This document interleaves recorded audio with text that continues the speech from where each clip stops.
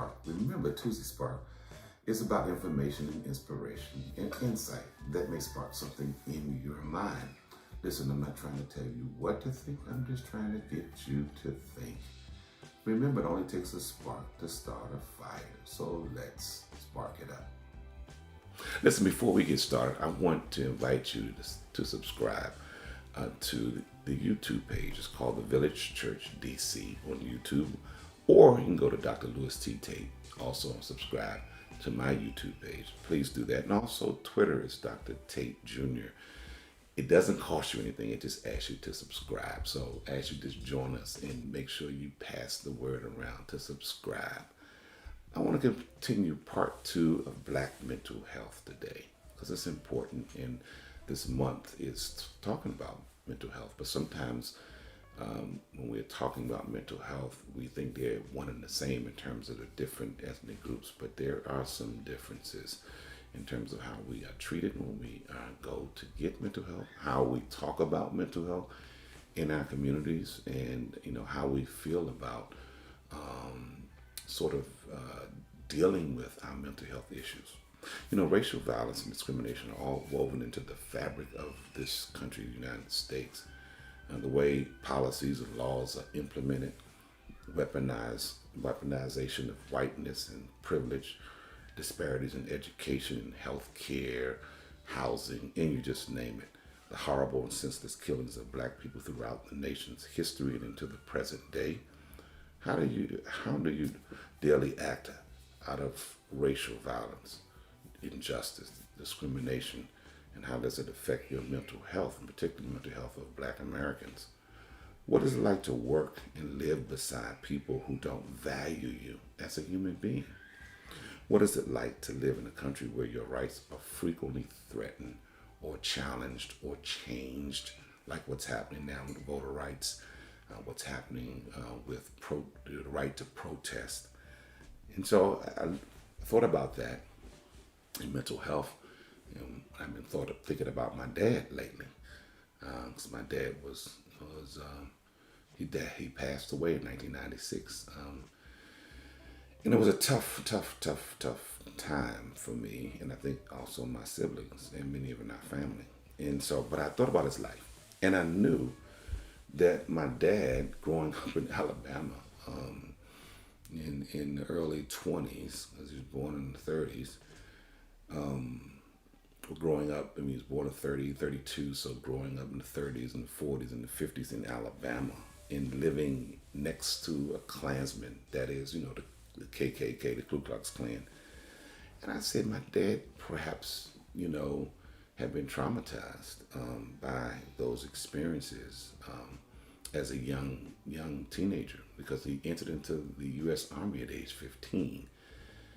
So when I think about that, why would his father probably had to sign for him to leave, unless he feared for his life, unless the army perhaps was an escape from all the trauma, mental trauma, and the anguish that he was experiencing, and perhaps going to the army was a way, perhaps, of his father helping to save his life. And even my dad, I think he wanted to go. And so, I thought about him because he was a first generation preacher in this family, and being raised by him, probably as a 12-year-old, had an experience, because my father was very strict. He was an authoritarian type of individual. He didn't smile very much in the beginning, but he did love us. But it's just, I thought about perhaps what he had to go through, some of the things he shared with me, but a lot of things I don't know. And there was something going on between him and I didn't really particularly like him. Matter of fact, I said one time, I think I said to myself that I hated him. But it was something going on where he realized that there was a disconnect between him and I. And he paid attention to that disconnect. He didn't just blow it off.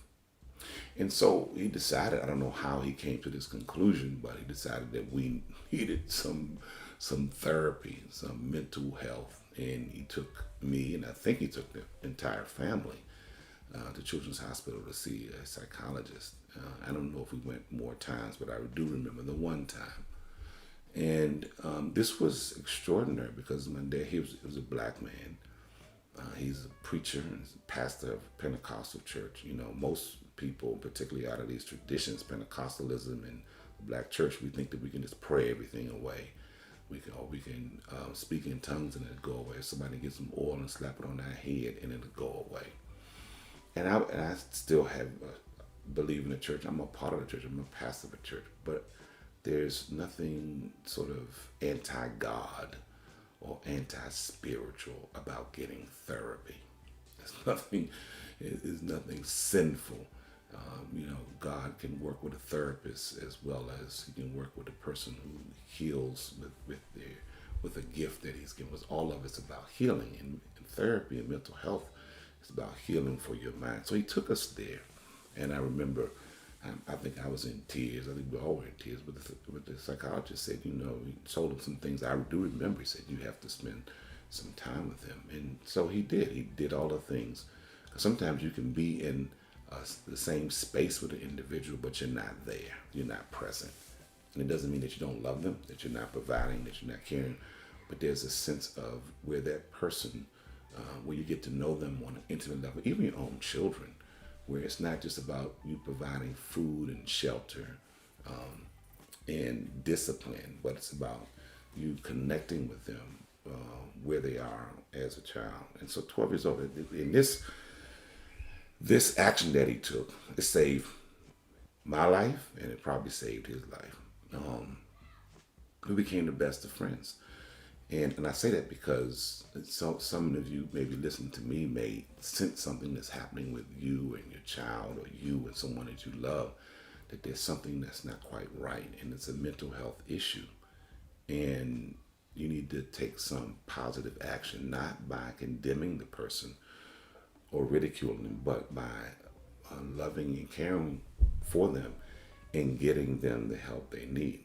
And in some cases, or most cases, it's not just them, it's you too. And that what was so good about our situation is that my father, because he was the adult, he had to make some changes in himself in order to get me to a place that I would feel good and whole about myself. Because you think about that, if I'd have grown up hating my dad, and who knows what that would have turned into, because I didn't want to be around him or ride in the car with him, and he noticed that, and that bothered him, and so sometimes as a parent, because I'm a parent too, and you have children, like, wow, sometimes you want some space, but you need to make sure that you spend that time with those children and are sensitive, and even to a friend, when you notice that something's a little off with them, or don't be dismissive of the pain that they share with you as if, well, that's nothing. Because for them, it could be everything. And so by him taking that action, it really saved my life. And that's why I've been a proponent for counseling and therapy throughout my ministry over 30 years. And I've been ridiculed for it in my church experience, because some people don't think that that's necessary. They think that, God will take care of it all. And they don't understand that God works through therapists too. And so in our community, we have to work on just getting people the help they need, being sensitive to people when they express certain things to us, and when we sense that there's some issue going on, not being judgmental about where they are. Like, for instance, during the pandemic, there are probably more young people who are coping by playing video games. So instead of saying, you're spending all your darn time playing on video games, wasting time, you can say, look, let's take a walk or something, or ask them about the game and find other ways to engage them instead of putting them down, because that could be the one way that they're finding to cope with their anxiety or what they may be feeling. It could be depression, or just the overwhelming feeling that comes on them, particularly as black children or black people, when we hear of another person being killed by the police, or we hear of more people in our own community being shot with guns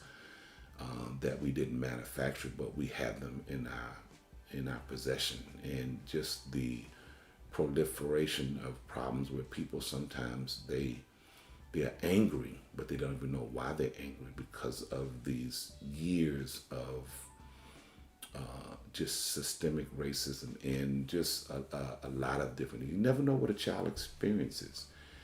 And I remember teaching, being a substitute teacher, and one of my students, I was a long-term substitute teacher, and it was a special ed class, and I had pretty good success with these children, and I wasn't a trained special ed teacher. I was just a substitute teacher who had a long-term appointment, but I really was trying to figure out how could I help these children in the short time that I'm with them.